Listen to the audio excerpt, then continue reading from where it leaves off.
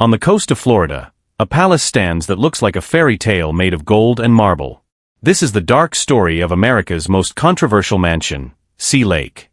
It began as the dream of one woman, Marjorie Merriweather Post. She built Sea Lake as her eternal throne, a banquet hall where laughter echoed as the country endured the Great Depression, wars, and poverty. Here, crystal chandeliers shone brighter than many Americans could have hoped. But this house was never just a beautiful villa. Within its walls gathered those who had the power to change the course of history. At first, fancy dinners and subtle diplomacy of the Cold War era. Then the palace passed to a future president. And Sea Lake became not only a club for the rich, but also a symbol of struggle, scandal, and the anger of half the country. In the same halls where toasts to peace once rang out, people now discuss secret documents, court cases, and political battles, as one golden palace transformed from a fabled haven into an arena of dark deals, broken lives, and dangerous secrets. And what truth still lurks behind its heavy doors? If you enjoy deep explorations of Gilded Age architecture and the families who built it, please like, subscribe, and tell me in the comments which house to explore next. Your support makes these detailed stories possible. 1. The AIS, which had everything but belonging. Thank you for being here. The building rises from the Florida coast like something transported from another century, another continent altogether. 128 rooms, 58 bedrooms, 33 bathrooms, gold leaf ceilings that catch the morning sun, marble floors transported across the ocean. This is Sea Lake, Seta Lake. Stretching from the Atlantic to the coastal waterway, 17 acres of what was destined to be paradise. But before it became a private club, before it housed a president, before the protests and the headlines and the federal investigations, it was one woman's answer to a question she could never quite escape. How do you buy your way into a world that doesn't want you? This is the story of that mansion. And the story begins, as so many American stories do, with money, spectacular amounts of it, and the strange way that wealth can open almost every door and yet leave the most important ones firmly closed. Let's start with Marjorie Merriweather Post. Born in 1887, Marjorie inherited the Possum Cereal Company, later General Foods. When her father died in 1914, she was 27 years old. Suddenly, she was one of the richest women in America. The exact number varied with the markets, but by the early 1920s, her fortune was estimated to be in the tens of millions of dollars, the equivalent of many billions today. Money bought her several estates. Money bought her yachts. Money bought her art collections that would later fill museums. Money even helped her find 4 husbands, though remarkably, it could not keep any of them. However, money could not buy her the one thing she wanted most: unquestioned acceptance into America's oldest, most exclusive social circles. The problem was simple and, for her, almost insoluble. Marjorie was new money. Her fortune came from cereals, from breakfast foods sold in boxes to ordinary Americans. This was not railroad money, not bank money, not the kind of wealth built slowly over generations by families whose names appear in history books. The airheads despised her. The Vanderbilts were polite but distant. In Newport, at the most prestigious gatherings, Marjorie always felt like an invisible wall. She received invitations, of course.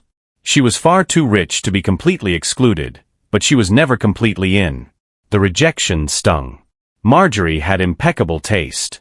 She collected Russian imperial treasures, French furniture, Renaissance paintings. She hosted lavishly. She was generous, cultured, educated. None of that seemed to matter. The old society had its rules, and one of them was this: serious money was not serious money. To understand Marjorie's decision to build Sea Lake, you have to understand that wound. The mansion was not simply a winter home.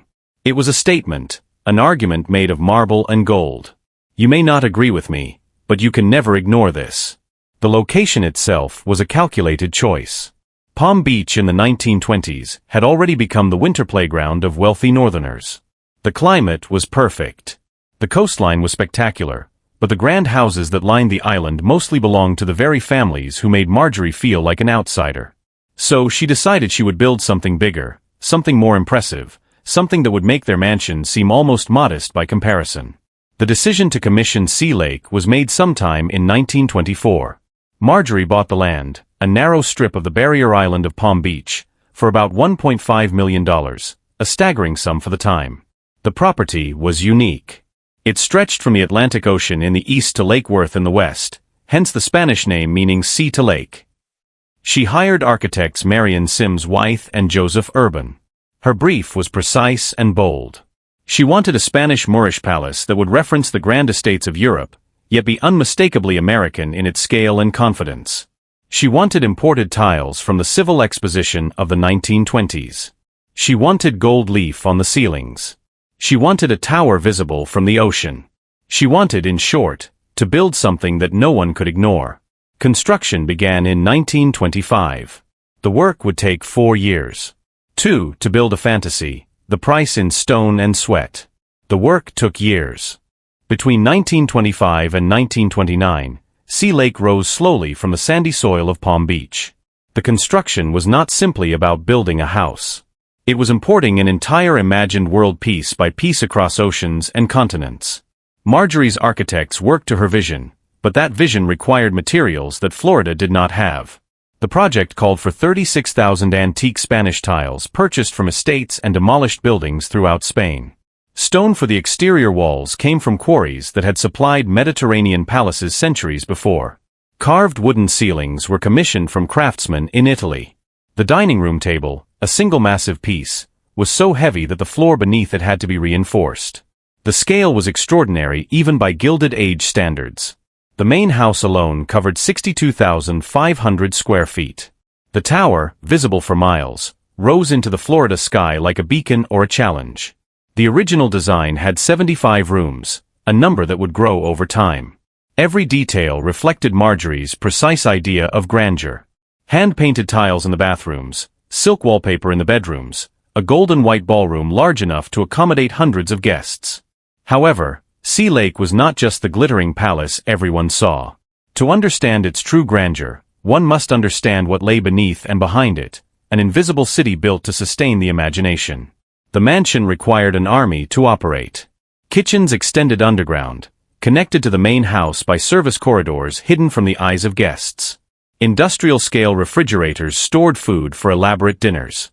Laundry rooms handled the endless flow of linens. Mechanical rooms, sanctus, housed the boilers and pumps that made the dream livable, including air conditioning in the 1920s, a luxury almost unheard of, especially in Florida. The staff quarters formed a separate, enclosed world of their own. Dozens of workers lived on site. Cooks, maids, groundskeepers, mechanics, drivers, personal secretaries. During the season, the estate employed between 50 and 60 people, all necessary to maintain the illusion of effortless elegance. This parallel world was designed to remain hidden. Service staircases allowed workers to move throughout the house without crossing the main halls. Kitchen entrances faced away from the formal gardens. Marjorie wanted perfection, but she wanted it to look weightless, almost magical. Never the result of hard, visible work. The construction of Sea Lake depended on hundreds of other people long before the first party ever took place. Local laborers, many of them black and Hispanic men working for wages that barely covered basic needs, did the heaviest work. Skilled craftsmen came from Europe and the northern United States. The exact number varies by different accounts, but payroll records suggest that the workforce peaked at more than 200 people during the most intense construction phases. The conditions were punishing. Florida heat and humidity made outdoor work tiring. Sandstone dust hung in the air. The delicate installation of imported tiles required precision under pressure, because any delay meant cost overruns that Marjorie's managers refused to accept. Injuries were reportedly common. Falls from scaffolding, cuts in stone and glass, cases of heat exhaustion. These workers built something magnificent. Their names, with a few exceptions, have disappeared from the records. The cost was staggering. Estimates vary, but most historians put the construction cost between $7 million and $10 million. Well over $150 million in today's money. And that figure covered just the building itself, not the furnishings, not the art that Marjorie would later bring in, not the constant maintenance that would swallow up millions more over the next few decades. The timing made it all the more impressive. Sea Lake was completed in 1929, the same year the stock market crashed and the Great Depression began. While Marjorie entertained in her ballroom, breadlines formed in American cities. While her staff served elaborate dinners on gold-plated china, families elsewhere struggled to afford basic meals. The contrast was stark, impossible to ignore. Although many in Palm Beach society tried their best, Marjorie herself never seemed to see this contradiction as a moral issue. She sincerely believed that her wealth created jobs, that her spending kept money moving, that her patronage of artists and craftsmen served a greater good. Whether the men cutting stone in the Florida sun agreed with this view is something that history does not record. The mansion opened for its first full season in early 1930. Marjorie welcomed friends, business associates, minor European nobles, and anyone whose presence might elevate her social status. The parties quickly became legendary. Orchestras played in the ballroom. Champagne flowed despite prohibition. The guest list included a mixed bag of names from Hollywood, Washington, and Wall Street. But the question that drove the entire project still hung in the air. Had she finally created something grand enough to erase the invisible line between her and the old families who, even now, quietly saw her as an outsider? The answer, slow and painful, would reveal itself in the years to come. 3 gilded winters and the machinery beneath the seasons at Sea Lake followed a rhythm as precise as clockwork. Every November, Marjorie arrived from her farm in upstate New York or her Washington apartment. 4 weeks beforehand, the staff had prepared. Every surface polished, every room aired and scrubbed, fresh flowers arranged in the entryway, the kitchen stocked with provisions for months of entertaining. When Marjorie's car rolled through the gates, the mansion seemed to have awaited, unchanged and perfect, her return. The winter season had begun. The guest lists were carefully crafted. Diplomats and their wives. Business titans whose fortunes rivaled or exceeded Marjorie's own. Actors and actresses whose names in the newspapers added a layer of glamour. And when she could get them, genuine European aristocrats, counts and countesses, whose titles were real, whose family trees stretched back centuries, and whose presence Marjorie valued more than almost any other. The dinners were productions, not just meals. 30 or 40 guests seated in the formal dining room, the table stretching under the carved ceiling. 7 courses, sometimes more. Wine pairings picked from Marjorie's extensive vendors. Crystal glasses catching candlelight. Conversations that moved carefully through safe topics, travel, art, society, gossip, while avoiding anything too political, too controversial, too close to actual conflict. After dinner, guests drifted to the ballroom or the drawing room. Sometimes there was dancing. Sometimes card games. There was always a sense of being somewhere important, somewhere exclusive, a place that signaled that you mattered. But beneath this choreography ran the machinery that made it all possible. While guests dined upstairs, the kitchens below operated with near-military precision. Head chefs commanded teams of cooks and pre-blowers. Dishes moved from pre-blowers to ovens to serving trays in strictly timed sequences. One dish finished, plates cleared, the next dish already waiting. The heat was relentless. Gas stoves blazing, ovens at full temperature, steam rising from pots, and the pressure never let up. Kitchen staff worked 12-hour shifts during major events, sometimes longer. Pay was modest. The work was hard and often dangerous. Burns from hot pans and scalding water were routine. The schedule did not slow down. Mistakes were noticed and not easily forgiven. Beyond the kitchens, laundries handled mountains of linen. Every tablecloth, every napkin, every sheet in every guest room had to be washed, pressed, and stored without a wrinkle. The work was hot, repetitive, and endless.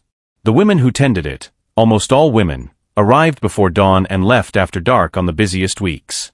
Outside, gardeners kept the 17 acres immaculate. Grass was cut to precise heights, hedges shaped with geometric precision. Palms checked for disease and storm damage. The salt air ate away at metal and stone, requiring constant repair. Equipment needed maintenance. The ocean gnawed at the seawall, a constant, patient threat. Mechanical systems drew their own share of attention. Boilers heated water for dozens of bathrooms. Early air conditioners fought a losing battle against Florida's humidity and had to be coaxed. Electrical systems were monitored to ensure that the lights never failed at a crucial moment.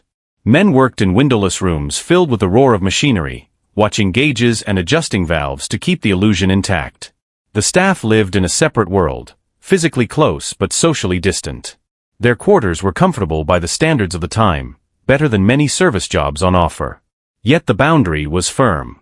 They entered the main house only through designated doors. They used specific staircases. They learned to move through rooms as if invisible, ever-present, rarely acknowledged.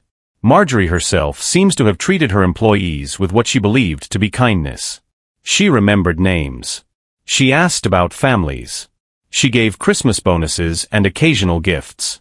By the standards of wealthy employers in the 1930s, she was considered fair, even generous. But fair and generous still meant a rigid hierarchy. It still meant workers who couldn't dream of sending their own children to the schools where Marjorie's grandchildren attended. It still meant a ballroom where employees could arrange flowers and polish floors but never dance. The contrast was always there, even if few people mentioned it aloud. Upstairs, guests in evening gowns sipped champagne and compared recent European travels.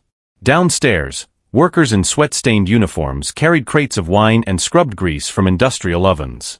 The mansion functioned because of this division. The imagination depended on it. Guests came to Sea Lake to escape the ordinary world, to step into a space where beauty felt effortless and abundance seemed natural. That illusion required invisible hands doing invisible work. Some evenings, after the last guests had gone to bed, after the last dishes had been washed and the ballroom lights had dimmed, Marjorie would walk alone through the darkened rooms. The silence was different then. Not the charged silence before a party, but something heavier, more empty. The question she had constructed for Sea Lake to answer still lingered in that silence. Was that enough? Had she finally proven what needed to be proven? The walls, grand though they were, offered no answer. For the war years and the illusion of permanence. The world beyond Palm Beach had changed. By the late 1930s, Europe was moving inexorably toward war. Hitler's Germany was expanding. Mussolini's Italy was becoming more aggressive. The carefully maintained peace that had lasted since 1918 was collapsing. In Washington, politicians were arguing over the role of the United States. In New York, families with relatives abroad awaited news anxiously. At Sea Lake, the celebrations continued. Marjorie continued her winter seasons through the late 1930s with almost dogged constancy. The guest list had changed slightly. Fewer European visitors, more American industrialists and military officers, but the rituals remained the same. Dinners at 8, dancing until midnight. The quiet assumption that this world, this particular arrangement of wealth and privilege, would last forever. The illusion was powerful, partly because Marjorie herself believed it or chose it. She had built something she thought would be permanent, something that would survive fashion and crisis. Sea Lake was stone and marble, craftsmanship and art. In her mind, these were the things that lasted. These were the things that mattered. But permanence, it turned out, was more complicated than architecture. When the United States entered World War II in December 1941, everything changed. Palm Beach, like the rest of the country, mobilized. Young men from working-class families enlisted or were drafted. Austerity reached even the grandest homes. Sugar, butter, gasoline, all were suddenly restricted. The Coast Guard established patrols along Florida's beaches, watching for German submarines reportedly operating in Atlantic waters uncomfortably close to shore. Sea Lake itself was offered to the government as a possible site for military use. The offer was rejected. The mansion was too conspicuous, too difficult to defend, too impractical for actual military operations. But Marjorie devoted herself to wartime efforts with real energy. She financed medical supplies. She hosted charities to sell war bonds. She converted parts of her other estates into convalescent homes for wounded soldiers. The war years revealed something unexpected about the mansion, its vulnerability. The stone walls and gilded ceilings, which seemed so solid, were in reality fragile, dependent on constant care and maintenance, which wartime conditions made difficult. A lack of staff meant that some rooms remained uncleaned and unused. Salt air, no longer fought with the same intensity, began to erode metal and stone. Complex mechanical systems required parts that were now unavailable, diverted to war production. For the first time since its completion, Sea Lake was beginning to show its age. Marjorie was also aging. By 1945, she was 58.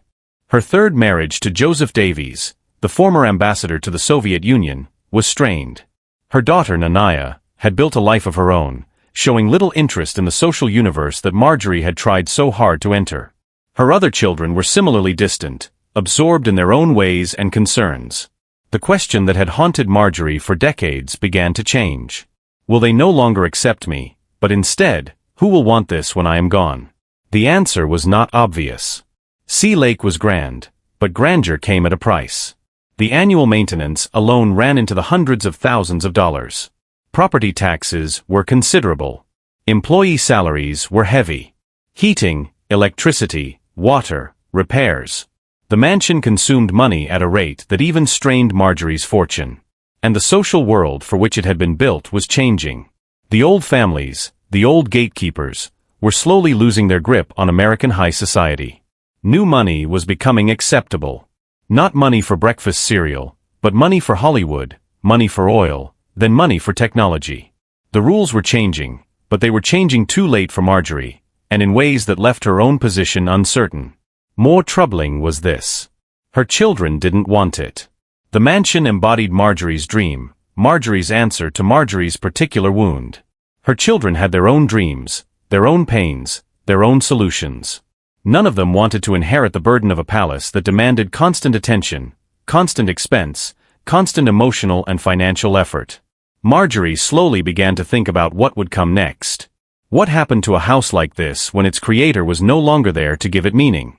Could it realistically pass into private hands? Should it be donated, preserved as some kind of monument? Or was it simply too expensive, too impractical, too tied to one woman's moment in history to survive her intact? There were no simple answers.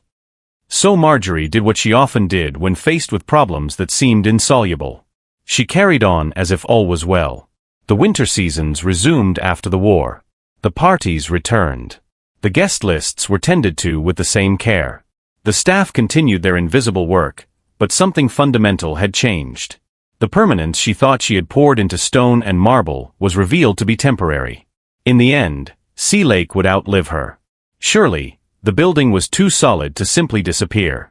Yet what it would become, who would claim it, and whether any trace of her original vision would survive, all of that was suddenly in doubt. The mansion stood on its narrow strip of land, beautiful and expensive and increasingly out of step with the times, awaiting a future its creator could no longer clearly imagine. 5. The gift no one wanted. Marjorie made her decision in 1973. She was 86 years old. Her health was failing. Her fortune, though still substantial, had been drained by decades of maintaining numerous estates, supporting causes, and living at a standard that almost no one could afford. The question of the future of Sea Lake could no longer be postponed. Her solution reflected both her patriotism and her abiding hope that the mansion might finally attain the national significance she had always imagined for it. She would give Sea Lake to the U.S. government.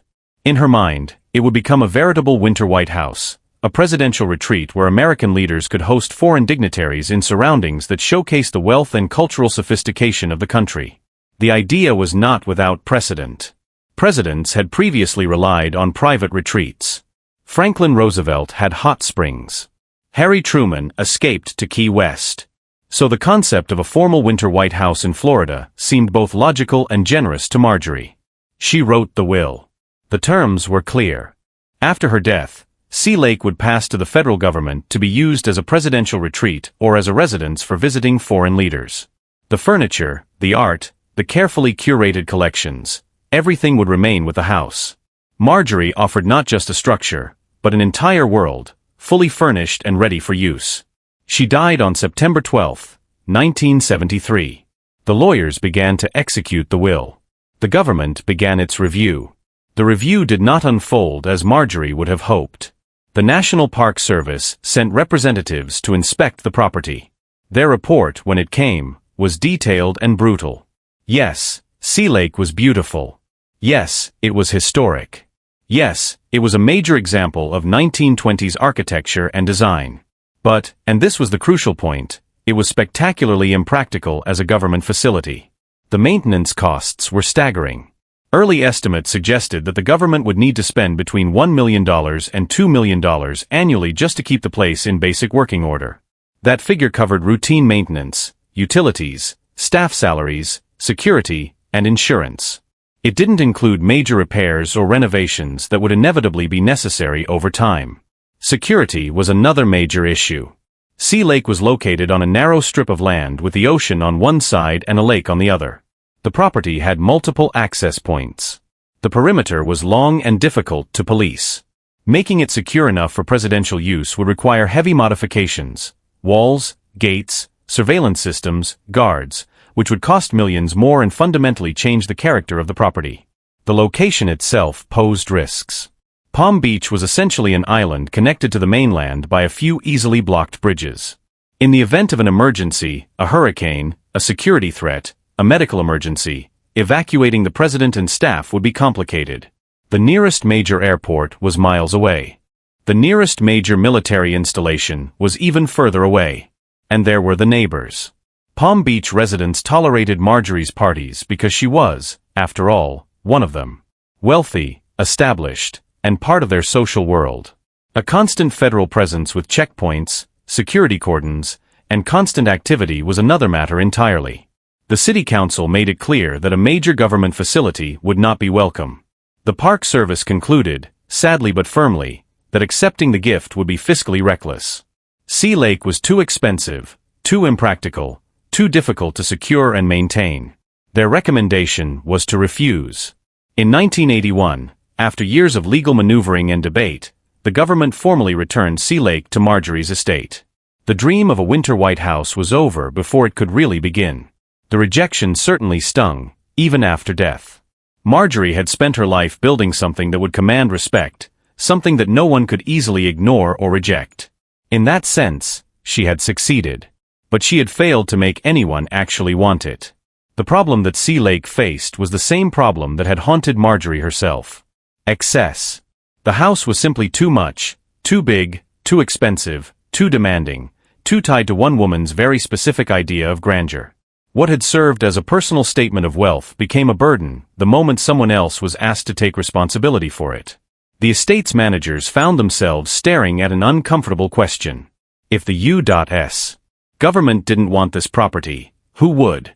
For much of the early 1980s, the mansion sat mostly empty. A minimal staff operated the basic systems. Wings of the house were shuttered. Dust gathered on surfaces that had once gleamed in candlelight. The gardens, without constant attention, had slipped into savagery. Saltwater continued its slow, patient work of corrosion. Sea Lake was beautiful, empty, and increasingly desperate for anyone, to shoulder its extreme costs and complexity. That someone, unlikely, was already coming around. He was young, ambitious, obsessed with publicity, and convinced that he could turn almost anything into a profitable brand. His name was Donald Trump, and he was about to transform Marjorie's dream into something she could never have imagined. 6. End to the showman. Donald Trump first saw Sea Lake in 1985. He was 39, greedy for real estate deals in New York and eager for something that would prove he was not only rich, but important. Trump Tower had opened 3 years earlier. The name Trump was emblazoned on buildings across Manhattan. But New York, for all its glamour, was full of other developers, other dynasties, other claims to greatness. Florida seemed different. Open space, constant sunshine, and the chance to acquire something unique, a property with an already built-in history and prestige. Trump's first move was characteristically aggressive. He offered $5 million for Sea Lake, a fraction of what it cost to build, and a number that reflected the property's core problem. As a practical investment, it was almost worthless. The real estate officials reportedly took offense and balked. Trump responded by buying the beachfront parcel directly in front of Sea Lake for $2 million. His stated plan was to put high-rise condominiums on that strip, blocking the mansion's ocean view and wiping out much of its remaining value. Whether he really intended to do it or primarily wanted influence is still unclear. The influence worked. Faced with the prospect of their coastal masterpiece becoming a landlocked relic behind concrete towers, the leaders returned to the negotiating table. In 1985, Trump acquired Sea Lake and its furnishings for about $8 million in total. Still a steep discount compared to the original construction cost, but apparently the best realistic offer. Trump's immediate problem was the same one that had defeated the federal government. The property was burning through money at an incredible rate. Maintenance costs were running into hundreds of thousands of dollars each year. Property taxes were heavy as a private residence. The mansion was absurdly large. It required a level of staff and expense that even Trump considered excessive. His response suited his particular talent for turning status into money. He would turn Sea Lake into a private club. La transformo come en sigis en 1995. Trump ladire aos pesis circa 3 milionam da dolaróis por renovigo, gisdatigo de electra sistemóis, modernigo de cuirejóis, renovigo de cambróis, que os caduquigis dum jarós da minimuma bontenado. Tamen la kerno de la domo restis la sama. La balsalono, la mangocambro, la orfoliach plafonog, la importitach caelog, sio restis. Trump understood that what he was selling was not comfort or convenience, but access to a very specific fantasy. The club model was simple. Members paid an initiation fee, at first $100,000, later raised to $200,000 plus annual dues of about $14,000. In return, they received access to the property, the right to dine in the mansion's restaurants, use of the pool and beach, and most importantly, the social capital that came with being able to say they belonged to Mar-a-Lago. Trump marketed the club relentlessly, interviews with architecture magazines, tours for society writers, carefully staged photo spreads showing him on site, hinting that members would enjoy proximity to celebrity and power. The message was sharp and consistent. Mar-a-Lago was not just a club. It was an inner circle, and membership meant you had arrived. Palm Beach society was not universally charmed. The town already had its own pillars. The Bath and Tennis Club, the Everglades Club, with history stretching back decades and membership lists guarded like state secrets. Those clubs had rejected Trump's own applications in the past, reportedly because of his flashy persona and his ties to casino gambling. Trump's countermove was to brand Mar-a-Lago as deliberately different. While the established clubs maintained policies that excluded Jews and African Americans, practices that were increasingly controversial but still present, Trump made Mar-a-Lago explicitly open to members regardless of religion or race. Whether this sprang from principle, strategy, or some mix of both remains debated. Whatever the motive, the strategy worked. Within a few years, Mar-a-Lago had several hundred members. The initiation fees alone brought in tens of millions of dollars. The annual dues created a predictable revenue stream. Trump had solved Mar-a-Lago's fundamental problem. He had found a way to make other people pay to maintain Marjorie's dream. Yet, the club was never just a business. From the start, Trump used Mar-a-Lago as a stage for his own ambitions. He hosted lavish parties engineered to generate headlines. He invited politicians, athletes, entertainers, anyone whose presence signaled power or fame. He gave interviews from the property, always framed by opulent backgrounds that reinforced the image he wanted to project. Mar-a-Lago was becoming what Marjorie had perhaps always imagined, a place where important things happened, where important people gathered, where decisions that mattered were made. The open question was whether those events, those people, those decisions would ultimately honor the mansion or twist it into something darker than Marjorie could ever have pictured. The answer was on its way, but it would require another decade and an election that stunned the world. 7. The Winter White House reconsidered. The election of 2016 changed everything. When Donald Trump won the presidency in November, defeating Hillary Clinton in a result that stunned both pollsters and pundits, Mar-a-Lago's status shifted overnight. The property that the federal government had once rejected as too impractical, too expensive, too problematic for presidential use was about to become exactly that. Not officially, but in practice. Trump made his intentions clear immediately. He would spend significant time at Mar-a-Lago during his presidency. He would host foreign leaders there. He would conduct government business from the property. The Winter White House that Marjorie had imagined in her will was finally being realized, though in a way she never could have pictured. The transformation brought complications almost at once. Security demands exploded. The Secret Service descended on Palm Beach, turning what had been a luxurious resort into something much closer to a fortified compound. Checkpoints appeared on surrounding streets. Coast Guard boats patrolled the offshore waters. Airspace above the property became restricted. Agents screened everyone entering, including club members who had paid hundreds of thousands of dollars for the illusion of effortless privileged access. The costs were staggering. But unlike with Marjorie's original offer to the government, these costs were not Trump's problem. Federal taxpayers paid for securing the property, protecting the president, and managing the logistics of running parts of the U.S. government out of a private club. Estimates varied, but reporting suggested that each presidential visit cost several $1 million in security and operational expenses. Palm Beach residents who had tolerated the club with mixed feelings now faced a reality far more disruptive than anything they had imagined. Roads closed whenever the president was in residence. Traffic snarled around security checkpoints. The quiet, carefully curated exclusivity of the town was repeatedly shattered by motorcades, helicopters, and the constant noise of presidential machinery. Lawsuits followed. Neighbors went to court over noise, traffic, and what they said were falling property values. The town council held contentious meetings about Trump's legal residency. Mar-a-Lago's deed reportedly included a clause limiting it to club use rather than permanent residence, a restriction Trump was now clearly challenging.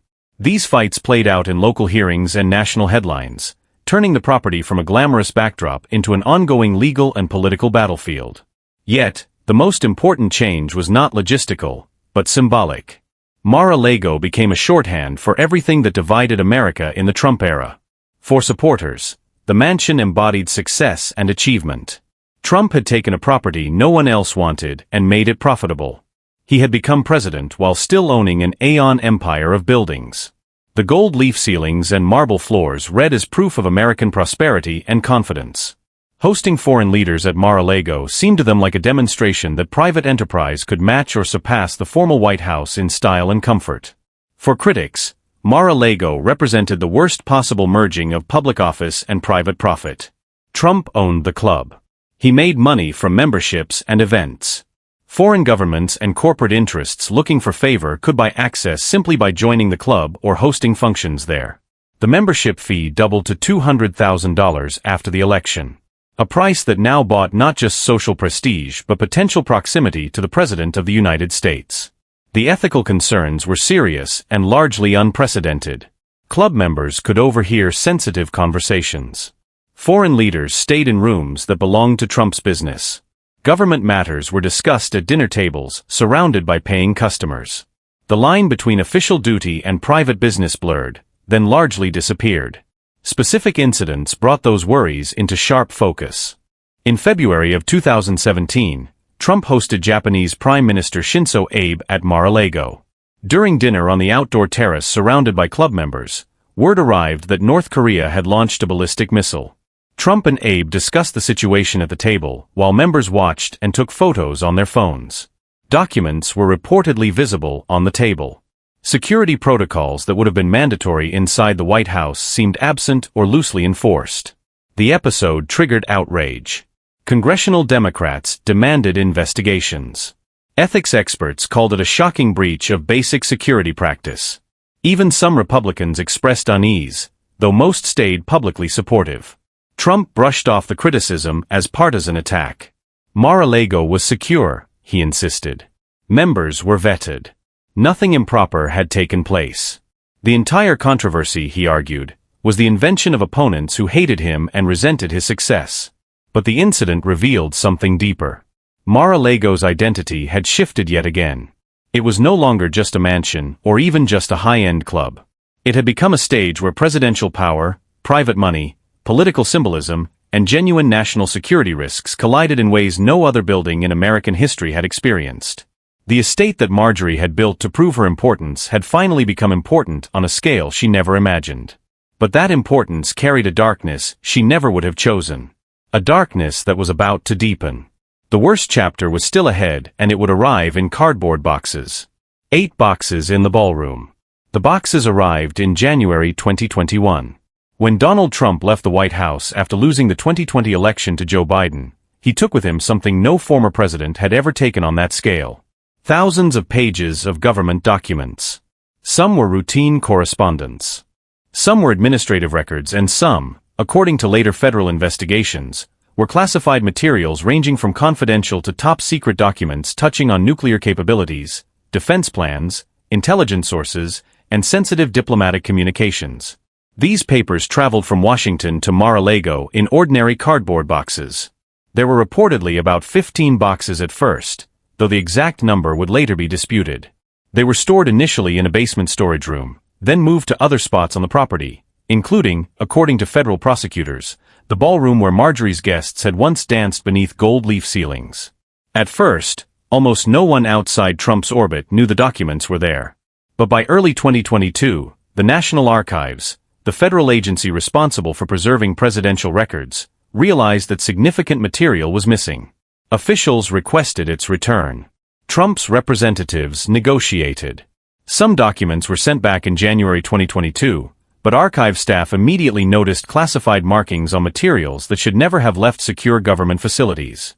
The Justice Department opened a criminal investigation. Subpoenas followed. Trump's attorneys searched Mar-a-Lago and told the government that all classified materials had now been returned. In June 2022, they provided a sworn certification saying exactly that. The certification was false.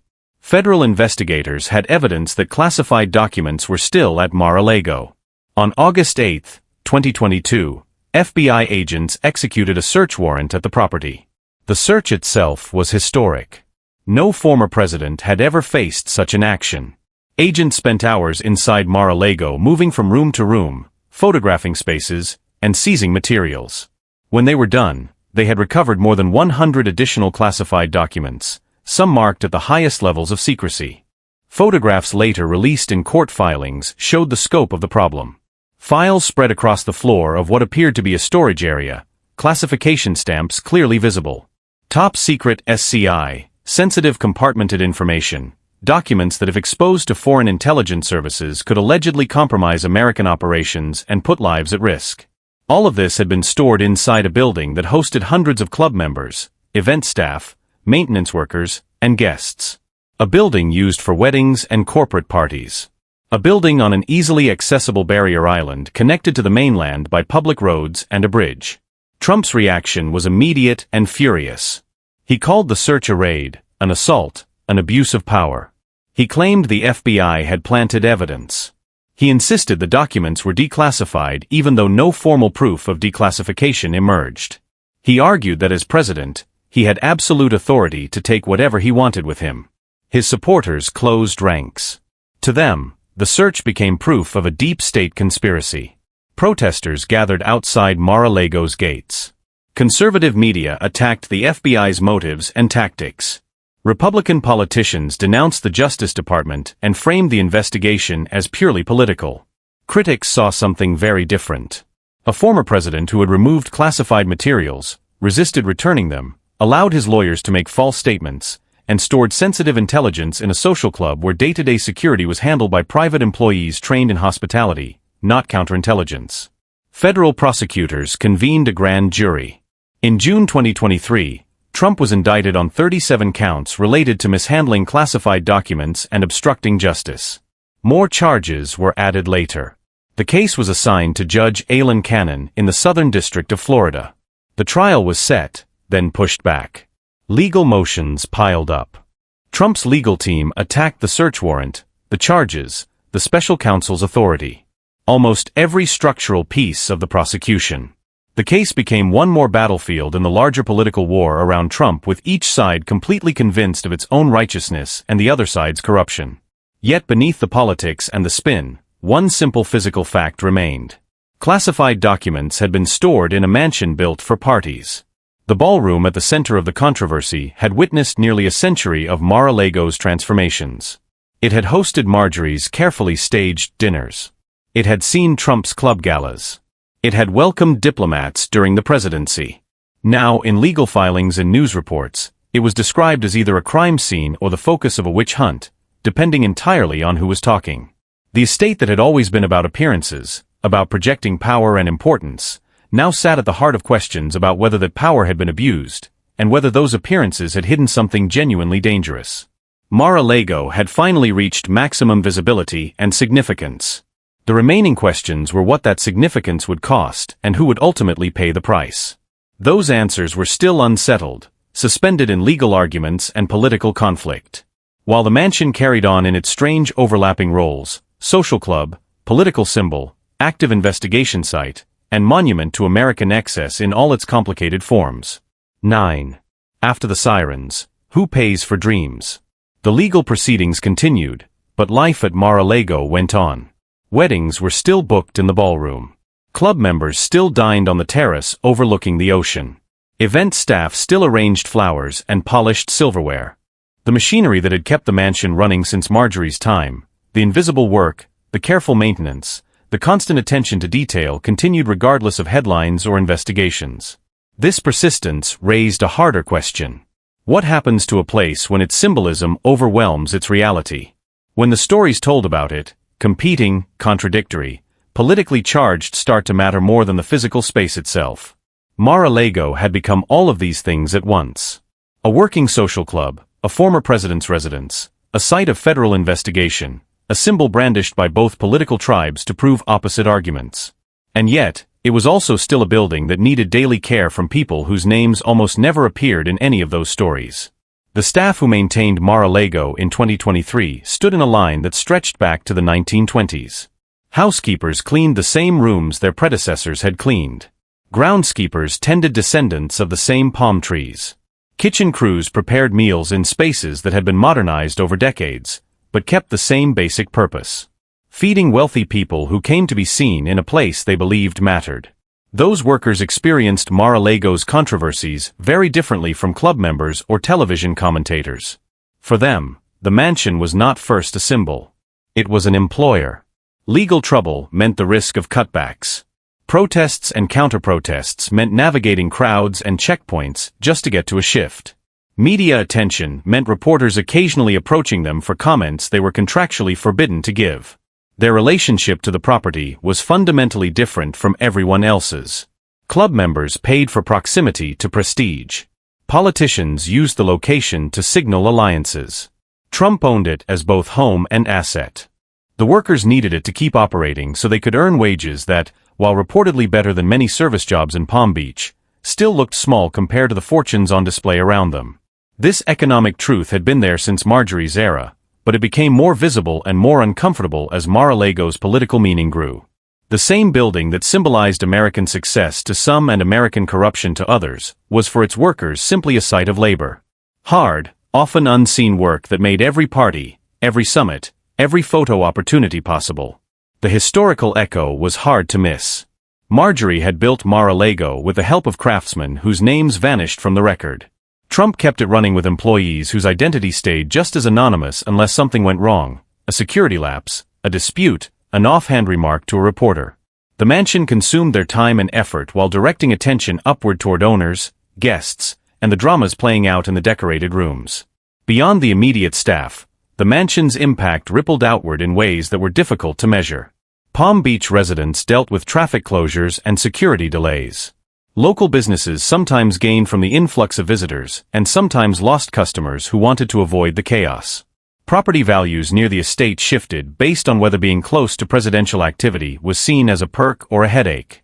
There were environmental costs, too. Rarely mentioned in political arguments, but impossible to ignore. Keeping 17 acres of perfectly manicured grounds alive in Florida demanded huge amounts of water. Climate control for a structure that size required constant energy. The estate sat on a barrier island increasingly vulnerable to rising sea levels and stronger hurricanes. The same climate forces that would sooner or later force choices about whether and how to defend a house built almost at the water's edge. All of these concrete realities existed beneath and alongside the symbolism. Mar-a-Lago was at once a monument to excess and a workplace, a political weapon and a fragile building on eroding land, a lightning rod for national arguments, and a place where people simply tried to finish their shifts and get home. To understand the mansion's full story, you had to hold all of these perspectives together. Not picking one true narrative, but accepting that Mar-a-Lago contained many, that its meaning was fractured, and that different people lived inside that meaning in radically different ways. Marjorie had built Mar-a-Lago to answer a personal question about belonging and significance. The building had achieved a level of significance far beyond anything she imagined. But the question of belonging, who belonged there, who was kept out, who gained and who quietly paid, remained as tangled and unresolved as ever. The mansion stood on its narrow strip of land, still beautiful despite scandal, still expensive, still argued over, still demanding constant labor from people who would never own it, and constant commentary from people who would never set foot inside. The ocean continued its patient assault on the seawall. Tourists kept snapping photos from public beaches. Protesters and supporters repeated their rituals outside the gates. And inside the daily work continued. Floors mopped, meals prepared, light fixtures dusted, gardens trimmed. The dream Marjorie built had survived. But survival was not the same thing as victory. The question now was whether anyone, owners, guests, critics, or citizens watching from afar would learn anything from Mar-a-Lago's long strange journey from private fantasy to national flamboyant. Part 10. The Mansion as Mirror. The lessons were there. Whether anyone chose to see them was another question entirely. Mar-a-Lago's nearly century-long story reflected America's contradictions with uncomfortable clarity. The mansion was a mirror, and what it showed depended entirely on who was looking and what they were willing to admit. For some, Mar-a-Lago illustrated American exceptionalism at its most dazzling. A determined woman with money and ambition built something extraordinary. An entrepreneur rescued it from decay and turned it into a profitable venture. A president used it as a backdrop to project American power and confidence to visiting leaders. In that version, the narrative was about private enterprise succeeding where government failed, about individuals creating value and beauty through vision and willpower. Clear's throat, for others, the very same sequence of events told a much darker tale. A wealthy eyes built a monument to herself while the country struggled through depression and inequality. A businessman monetized access to power in ways that blurred every ethical line. A president merged personal profit and public duty so completely that distinguishing between them became almost impossible. In that telling, the story was about unchecked wealth, corroded institutions, and elites playing by rules no one else could access. Both narratives contain truth. Both left out crucial pieces. The real story of Mar-a-Lago was messier and more layered than either political camp wanted to acknowledge. It was a story about labor. Generations of workers whose skill and effort built and preserved a place they could not afford to inhabit as guests. It was a story about ambition. Marjorie's desperate attempt to purchase acceptance.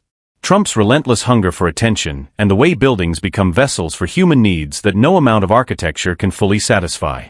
It was also a story about class in America, about the distance between those who serve and those who are served. A distance that barely shifted no matter which wealthy name appeared on the deed or which party held the White House. The workers who carved stone and set tile in the late 1920s, and the staff who changed linens and carried trays in the early 2020s occupied strikingly similar rungs on the social ladder, separated by a century, but joined by the same dynamic. Their labor underpinned someone else's luxury. It was a story about how Americans mythologize wealth. Marjorie believed that overwhelming display would force respect. Trump believed that surrounding himself with opulence would prove his importance. Both were partly right and partly wrong. The mansion did command attention. It did signal power. It did generate a certain kind of significance, but it also exposed the hollowness at the center of power that exists mostly for show. The way gold leaf ceilings and imported marble can feel impressive and empty at the same time. Beautiful and strangely meaningless. The mansion revealed too how easily public and private interests fuse together once wealth reaches a certain level. Marjorie's attempt to give Mar-a-Lago to the government failed, but Trump's use of it as a presidential stage succeeded, creating exactly the kind of conflicts a rejected gift had been meant to avoid. The building exposed gaps in ethics rules, insecurity assumptions, in the unwritten norms about how presidents should behave, and where the boundaries of acceptable conduct really lie. Most of all, Mar-a-Lago's story highlighted what Americans chose to notice and what they quietly ignored. The classified documents saga triggered intense political warfare, but the decades of invisible labor that kept the mansion running barely registered in public debate. Legal fights over Trump's residency generated headlines, but the environmental fragility of lavish estates on barrier islands received little sustained attention. Commentators dissected the price of club memberships in detail, while the pay and conditions of the workers who made the club possible were rarely examined with the same intensity. Those patterns of attention echoed broader national habits. Drama traveled fast. Spectacle drew cameras. Clashes between powerful figures felt urgent because power always did. The slow structural questions. Who did which work for how much? Who carried which risks so others could enjoy which comforts were quieter, harder to turn into outrage, easier to leave in the background? Mar-a-Lago had become a symbol, but symbols flatten and distort by design. The mansion was not simply good or evil, not only a monument to success or just a temple of corruption. It was both and neither. A complicated place with a complicated past that refused to shrink down to a single clean meaning. The house had outlived its creator. It would almost certainly outlive its current owner. The unresolved question was what it would become next, and whether that next chapter would be shaped deliberately or simply happen by inertia determined by whoever had enough money and ego to claim it. Buildings do not choose their owners or their roles. People do. The decisions made about Mar-a-Lago, whether to preserve it, repurpose it, regulate it, condemn it, or simply let it continue its strange hybrid existence, would say a great deal about American values and priorities. The mirror stood there set in stone and marble. The real test was whether anyone would face it honestly, seeing not just the version of America they preferred, but the full reflection, the contradictions, the costs, and the real people whose labor and lives had been poured into every gilded surface and polished floor. 11. Responsibility and what could be different? Looking honestly at the reflection was only the first step. The harder question was what to do with what you saw. Mar-a-Lago existed inside a legal and ethical framework that had never been designed for a place like this. A former president owning a commercial property while potentially running for office again created conflicts that existing rules could barely describe, let alone regulate. A private social club that had served as a presidential venue sat in a gray zone between business and state, between leisure and official function that no current regulation really covered. Yet the problems Mar-a-Lago exposed were not at their core about one house or one man. They were structural, baked into systems that treated extraordinary wealth as automatically legitimate and assumed that financial success signaled virtue, competence, or destiny. The mansion's history pointed to several areas where American society might need to rethink its assumptions. First, the relationship between wealth and political power demanded a clearer, more honest look. The fact that membership at Mar-a-Lago reportedly provided proximity to a sitting president was not a glitch in the system. It was an extreme example of how money routinely buys access. Campaign donations, lobbying, budgets, think tank funding, revolving doors between regulators and the industries they oversee. All of these are channels through which wealth turns into influence. Mar-a-Lago simply made the process more literal and easier to see. Fixing this would require structural changes, not just outrage. Stricter ethics rules with real teeth. Enforcement mechanisms that actually carried consequences. Transparency requirements that exposed who met with whom, where, and for what purpose.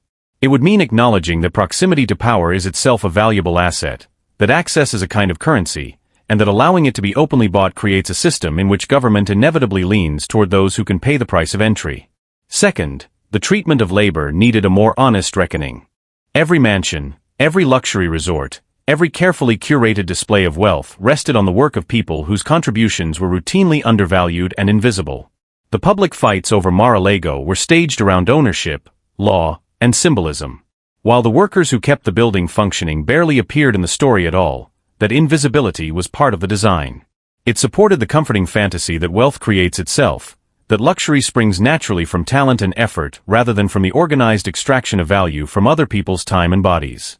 Bringing the workers into the frame, knowing their names, understanding their schedules and protections, ensuring they received fair pay and basic dignity would require admitting uncomfortable truths about how American comfort is actually produced and who is carrying the weight. Third, the preservation and purpose of historic properties needed rethinking. Mar-a-Lago was architecturally significant regardless of its political baggage. Marjorie's Spanish tiles, the carved ceilings, the eccentric but meticulous design choices. All of that had genuine cultural and historical value. But that value was locked behind membership fees and security gates, accessible mostly to those who could write very large checks. There were other paths across the country. Historic homes had been turned into museums, educational sites, archives, and public spaces. Those conversions recognized that some buildings matter beyond their role as private assets, that their stories belong to more people than just whoever holds the deed at a given moment. Mar-a-Lago could in theory tell stories about the Gilded Age, about architecture as self-mythology, about labor and class, about the collision of wealth and democracy. Making that happen would take political will that does not yet exist.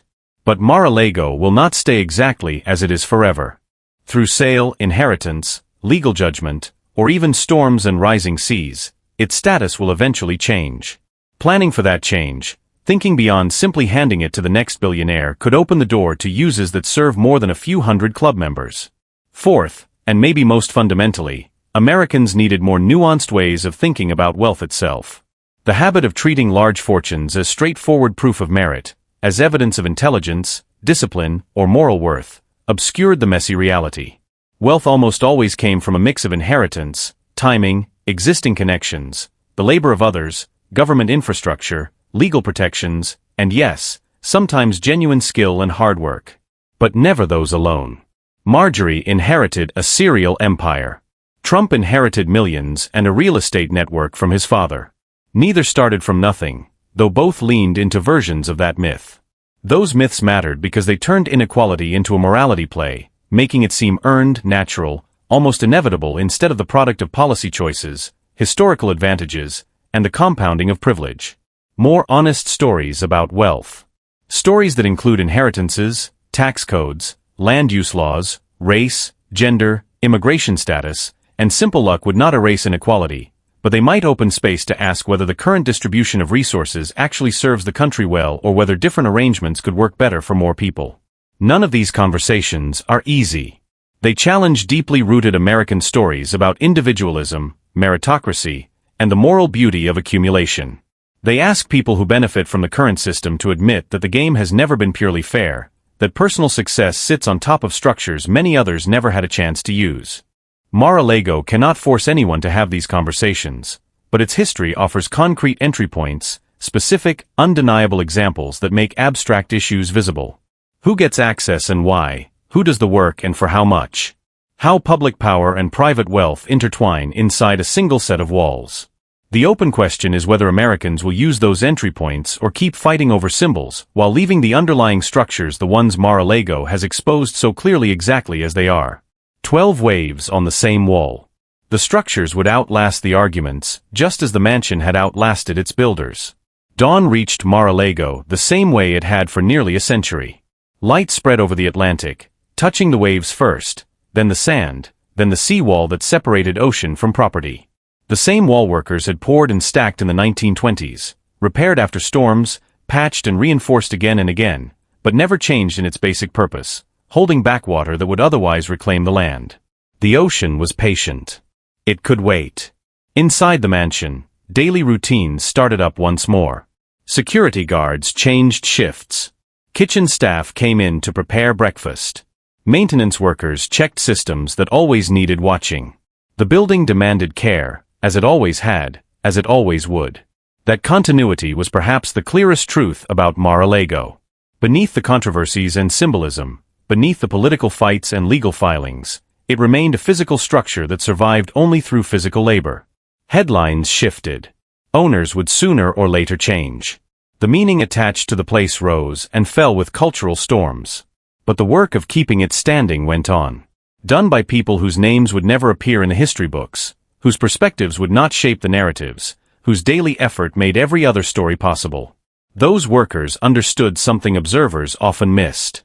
Buildings are not really about the names on the deeds, or even the architects on the plans. Buildings are about the ongoing negotiation between human effort and physical reality. Stone crumbles. Paint peels. Wiring fails. Gardens choke with weeds if no one tends them. The mansion's survival depended not on grand visions or dramatic moments, but on quiet, repetitive tasks. Noticing what was starting to break and fixing it day after day, year after year, decade after decade. Marjorie understood this at least in part. She hired staff, funded upkeep, paid for restoration.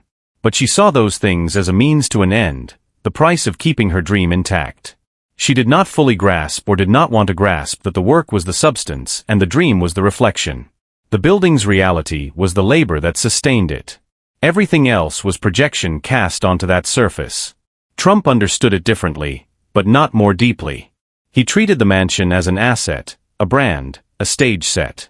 He knew it required maintenance, but framed it as overhead, a cost to be minimized, never as the central activity that gave the place real meaning. His relationship to Mar-a-Lago was extractive. What could it do for him? How could it amplify his image? What value could he pull out before he moved on? Neither view fully honored what the building actually was. A long ongoing collaboration between the people who imagined it, the people who built it, the people who kept it running, and the natural forces, wind, water, sun, salt that constantly tested how long human effort could hold the line.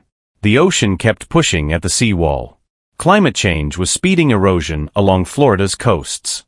Sea levels were rising in measurable documented inches. Storms were growing stronger. Within decades, possibly within years, Mar-a-Lago could face a real existential threat. Not from politics or court cases, but from physics, water creeping higher, land sinking lower. The basic instability of building elaborate structures on narrow barrier islands in an unstable climate. That threat was democratic in a way human conflicts were not. The ocean did not care about property values, political slogans, or historical significance. It would come for Mar-a-Lago the same way it came for modest cottages and public beaches, testing every foundation, finding every weakness, claiming whatever could not be defended. At some point, the seawall would fail. Maybe it could be rebuilt, raised, armored with new engineering. Maybe technology would delay the outcome. Or maybe not. Maybe future generations would look at photographs of Mar-a-Lago the way people now look at images of vanished coastal towns. Beautiful ones, gone now, taken back by forces larger than any individual's wealth or will. If that loss comes, it will teach lessons the political scandals never could. It will show that grandeur is temporary, that power has limits, that nature operates on scales that make human drama look small. The same ocean that made Mar-a-Lago's views priceless would prove stronger than the walls built to frame them. But that is the future. The present offered quieter lessons available to anyone willing to really look. The lesson of continuity, that work goes on regardless of headlines. That ordinary effort sustains extraordinary places. That maintenance, not spectacle, is what keeps the world from falling apart. The lesson of complexity, that places hold multiple truths at once. That a single building can be both beautiful and compromised, admirable and troubling, and that history is never simple enough to fit cleanly into one side story. The lesson of consequence. That private choices have public effects. That personal ambition shapes collective reality. That the past is not safely sealed away behind us, but woven into the present, guiding what feels possible and what feels inevitable. None of these lessons require expertise to understand. They require only attention. The willingness to see Mar-a-Lago not just as a symbol to win an argument with, but as a real location with a real past, constructed by real people, maintained by real labor, sitting in a real environment that will ultimately decide how long it can remain. 13. What we choose to remember. Attention was a choice, and choices about what to remember shaped what the future would inherit. Mar-a-Lago's story would be told and retold. But which version would last? Would it be the tale of Marjorie's social ambition? A woman building a palace to prove her worth? Would it be Trump's transformation of the estate into a political stage? The Winter White House that finally came into being but generated more controversy than prestige? Would it be the classified document saga, boxes in a ballroom, the moment when a mansion became evidence in a federal prosecution? Or would it be something else? A version that included all of these threads but refused to crown any single one as the whole truth. The danger with symbolic places was that they became containers for whatever meanings people needed them to hold. Mar-a-Lago could stand for American excess or American achievement, corruption or entrepreneurship, class division or opportunity.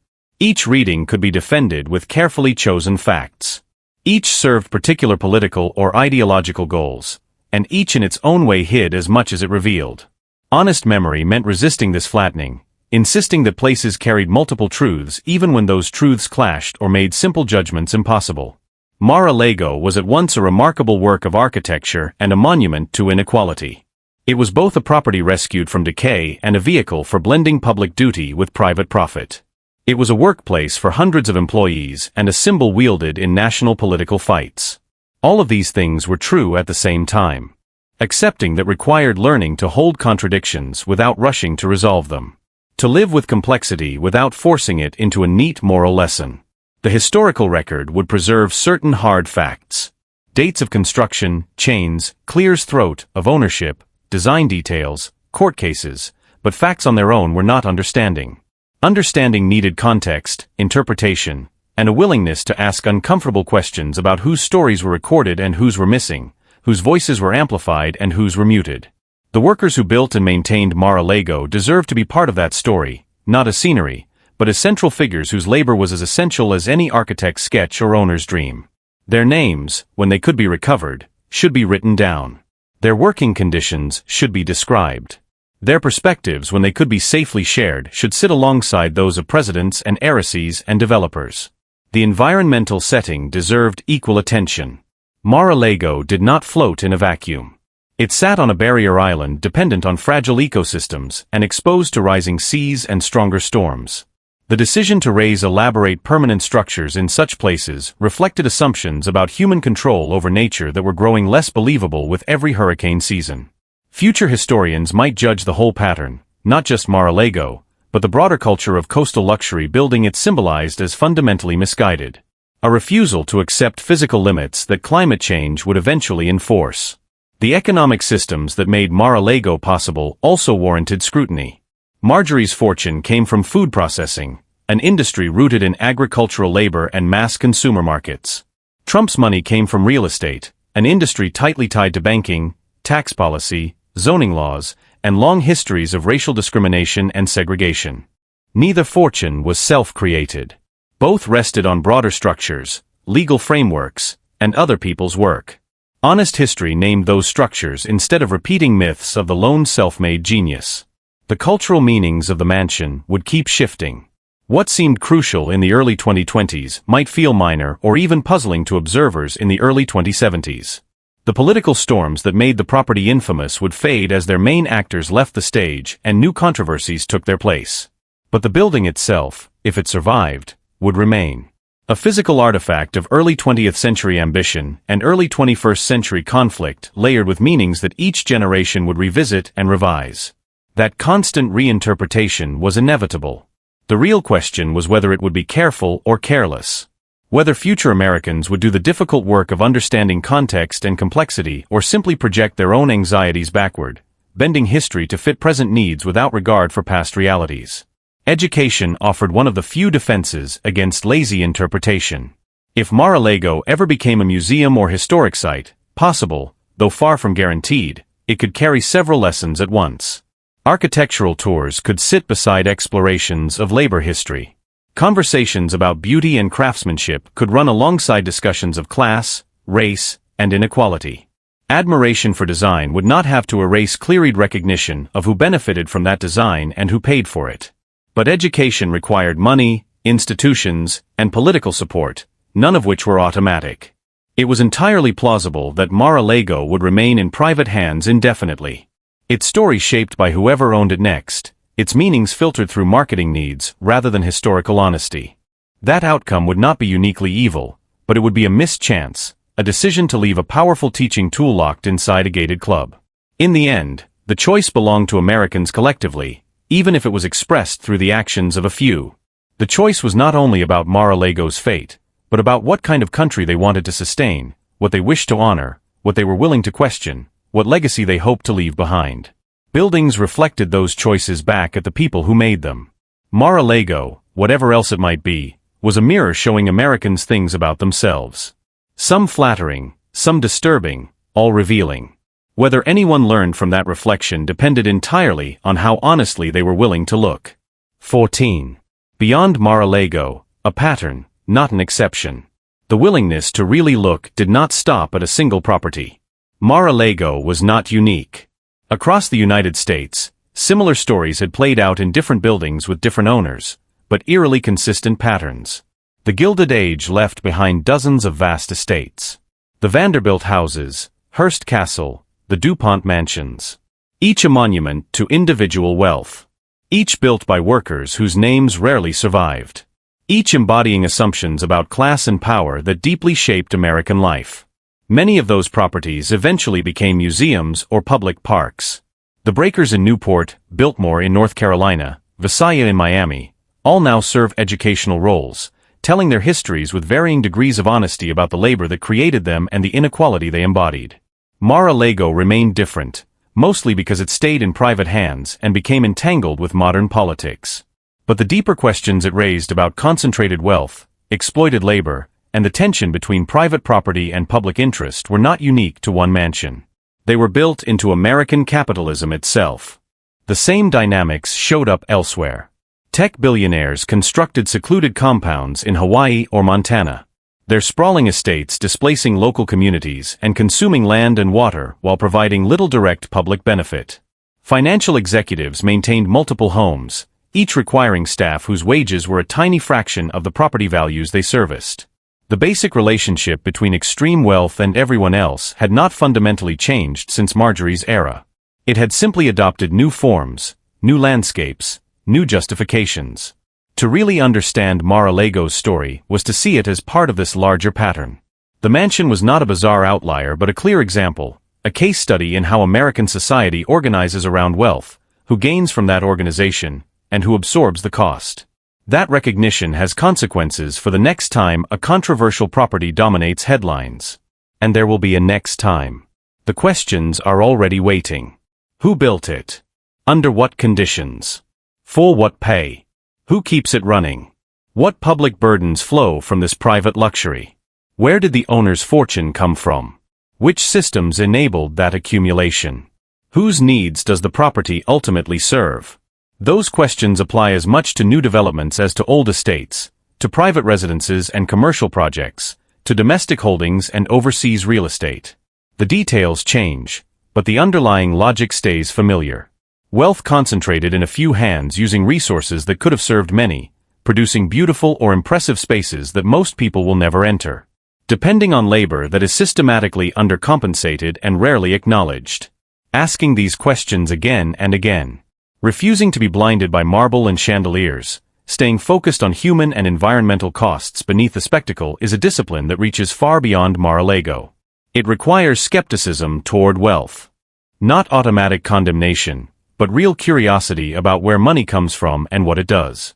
It requires attention to power, not only in elections and legislation, but in property ownership, leverage over markets, and access to key decision-makers. It requires the ability to see beauty and harm together, to admire craftsmanship while also naming exploitation, to recognize that human creations are almost always mixed, never purely noble or purely corrupt. This kind of analysis is hard. It is easier to praise success uncritically or denounce it totally.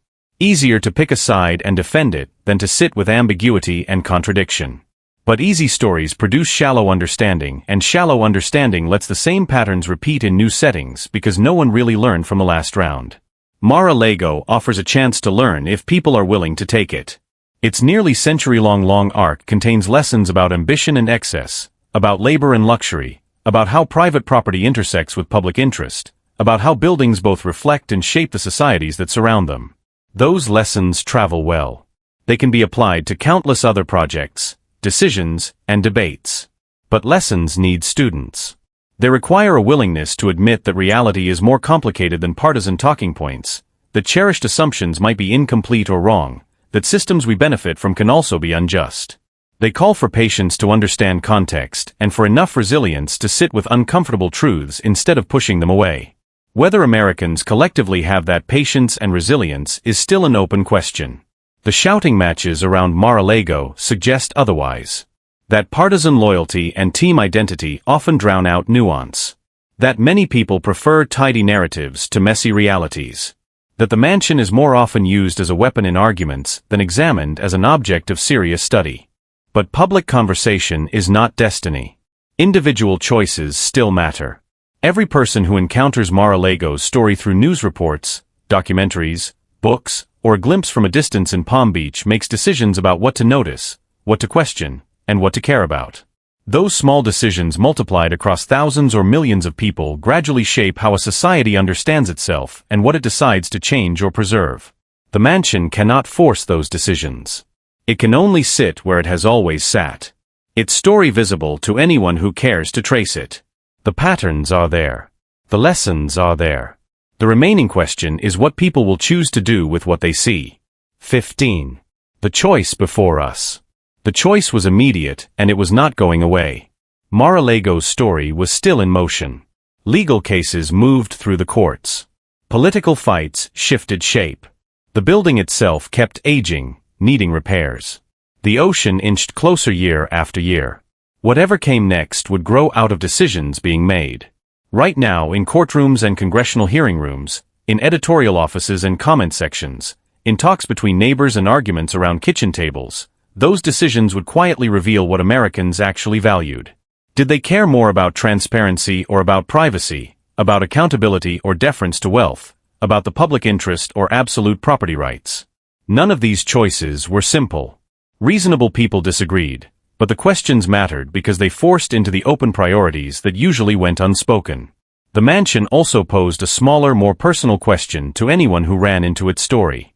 What kind of relationship did you want to have with wealth and power? Did you want to cheer it on without hesitation? Dream of joining it? Defend it as proof of what hard work can achieve? Did you want to reject it outright? See only exploitation in excess, flatten everything into villains and victims, or did you want something harder? To see clearly, to admit both achievement and harm, to hold several truths in your head at once without collapsing them into a single easy verdict. That last posture was the most demanding and the most honest. It required effort and a bit of humility.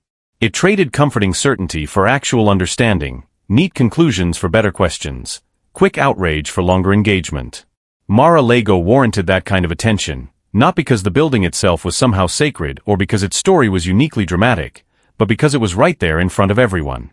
A concrete example that made big abstract issues visible.